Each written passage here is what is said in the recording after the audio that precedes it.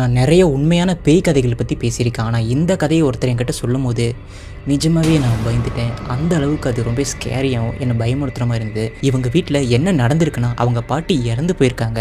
ஆனால் இறந்து போன பாட்டி ஆவியை வந்து அவங்க வீட்டு வாசலில் தண்ணி தெளித்து கோலம் போட்டுட்டு இருந்திருக்காங்க. இது ஒரு நாள் 2 நாள் இல்லை, பல நாள் தொடர்ந்து நடந்துட்டு இருக்கு. ஸோ இந்த அனுபவத்தை அவர் ஃபோட்டோவும் வீடியோவும் வேறு எடுத்திருக்காரு.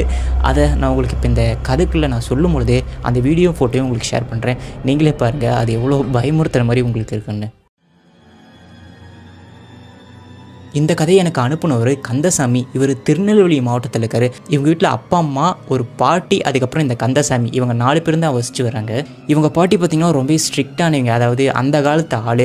காலையில் விடிய காலத்திலே 4 மணிக்கு எழுந்திரிச்சு வீட்டு வாசல்லாம் கூட்டி தண்ணி தெளித்து கோலம் போட்டு அந்த கோலத்து மேலே அந்த சாணி மாதிரி ஒன்று வைப்பாங்களா, அது வச்சு அது மேலே பூ வைக்கிற ஆள். ஸோ அவ்வளோ ஸ்ட்ரிக்டாகவும் அவ்வளோ பக்தியாகவும் இருந்தாங்க. காலையில் 4 மணிக்கே ஷார்ப்பாக எழுந்திரிச்சிருவாங்க. அதுக்கப்புறமா 2021 பாட்டிக்கு கொஞ்சம் பயங்கரமான உடம்பு சரியில்லாமல் போயிடுது.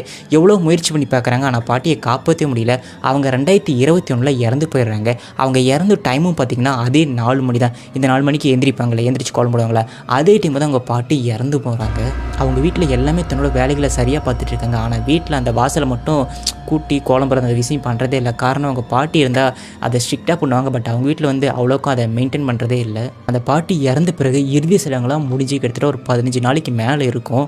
ஸோ அப்போ தான் இந்த சம்பவம் நடக்குது.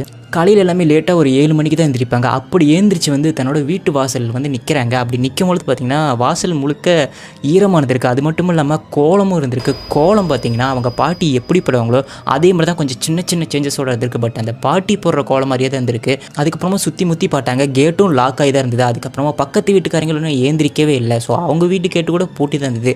யார் இது போட்டாங்கன்னு சொல்லி அவங்களுக்கு ஒரே குழப்பமாக இருந்தது. இது பார்த்திங்கன்னா அன்னையிலேருந்து 1 நாள் 2 நாளில் தொடர்ந்து தினைக்குமே நடக்க ஆரம்பிச்சிருக்கு. கரெக்டாக 4:30 மணிக்குள்ளே இந்த கோலம் போடுறது, தண்ணி தெளிக்கிறது, இந்த விஷயம் அப்படியே நடக்க ஆரம்பிச்சிருக்கு தொடர்ந்து. ஆனால் இந்த கந்தசாமியோட அப்பா ரொம்ப ப்ராக்டிக்கலான ஆள். இதை எப்படியாவது கண்டுபிடிக்கணும். இது வந்து பேயோ பிசஸோ அந்த மாதிரி ஏதோ சக்திகள் எதுவும் கிடையாது, வேறு யாரோ பண்ணுறாங்க, அதை நான் கண்டுபிடிக்கணுங்கிறதுக்காக காலையில் 4 மணிக்கு எழுந்திரிச்சு அந்த வீட்டு வாசப்படியில் போய் உட்காந்துக்கிறார். அந்த டைமில் யாருமே கோலம் தண்ணி எதுவுமே இல்லை.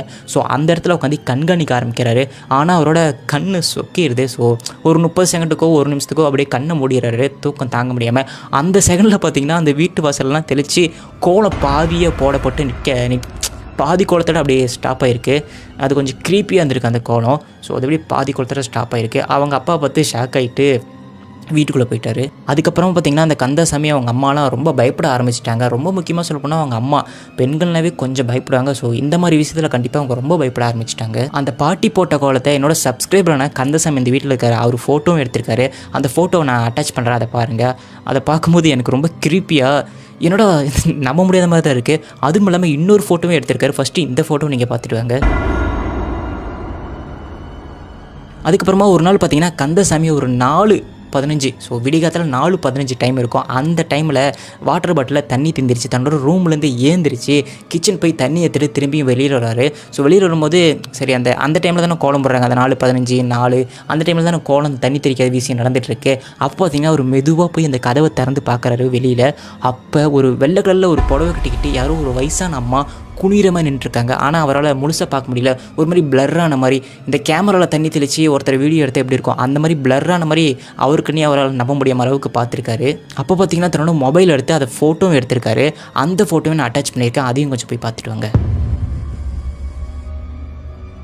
இந்த விஷயத்தெல்லாம் கந்தசாமி எப்படி இவங்க பாட்டி தான் இதெல்லாம் பண்ணுறாங்கன்னு கண்டுபிடிக்கிறாருன்னா, அவங்க வீட்டில் ஒரு குடம் இருக்கும். ஸோ அந்த குடத்தை வச்சு தான் அந்த பாட்டியம்மா தண்ணி எடுத்து வந்து வீட்டு வாசல்லாம் தெளிப்பாங்க. அந்த குடம் பார்த்திங்கன்னா வீட்டு வாசலில் புதுசாக இருந்திருக்கு.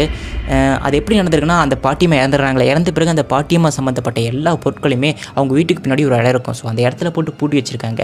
ஆனால் அந்த குடம் மட்டும் அந்த 15 நாளைக்கு பிறகு, அந்த இறுதி சடங்கு நடந்த பிறகு அவங்க வீட்டு வாசலில் தான் பல நாட்கள் இருந்திருக்கு. இதை யாருமே கவனிக்கவே இல்லை அவங்க. அதுக்கப்புறமா தான் ஃபோட்டோஸ்லாம் எடுத்த பிறகு அந்த குடத்தை வாசலில் இருக்கிறத பார்த்துருக்கான். அதுக்கப்புறம் தான் அவனுக்கு சந்தேகம் வந்திருக்கு, கண்டிப்பாக இது நம்ம பாட்டியோட ஆவிஸோ ஏதோ ஒரு சக்தின்னு. இந்த விஷயம் சுமார் 1 நாள் 2 நாளில் கிட்டத்தட்ட அவங்க வீட்டில் 6 மாதமாக நடந்திருக்கு. அது அப்படியே படிப்படியாக ரொம்ப படிப்படியாக குறைய ஆரம்பிச்சிருக்கு. இப்போ சொல்லணும்னா அவங்க வீட்டில் அந்த பாட்டிக்கு பிறந்தநாள் வருது பார்த்திங்களா, அந்த மாதிரி டைமில் மட்டும் அந்த வீட்டு வாசலில் யாரோ தண்ணி தெளித்த மாதிரியும் கோலம் போட்ட மாதிரி இருக்காமா. ஸோ கோலம் போட்ட மாதிரி இருக்குன்னா இப்போ கோலம் போட்டுட்டு அழிச்சிட்டு எப்படி இருக்கும், தண்ணி ஊட்டி மழை பெஞ்சு அழிச்சிட்டு எப்படி இருக்கும், அந்த மாதிரி இருந்திருக்கு. இன்ன வரைக்குமே அந்த கந்தசாமி ஃபேமிலி அந்த வீட்டில் தான் வாழ்ந்துட்டு வராங்க. இப்போவும் பார்த்திங்கன்னா அந்த பர்த்டே வரும்போதுனா அந்த வீட்டு வாசலில் அந்த மாதிரி தான் நடக்குதாம்மா. இது எதர்ச்சியாக நடக்குதா இல்லை அதுக்கு பின்னாடி அவங்க பாட்டி தான் இருக்காங்களான்னு அவருக்கும் தெரில. ஸோ இந்த மாதிரி உங்களுக்கும் உண்மையான பேய் சம்பவங்கள் உங்கள் வாழ்க்கையில் நடந்திருந்தால் மறக்காமல் மேலே தெரியல இந்த நம்பருக்கு வாட்ஸ்அப்பில் மெசேஜாவோ இல்லை டைப் பண்ண முடியலனா வாய்ஸ் மெசேஜாவோ சென்ட் பண்ணுங்கள். கண்டிப்பாக அந்த கதையும் நான் இந்த சேனலில் வீடியோ மேக் பண்ணி போடுறேன். அது வரைக்கும் பாய்.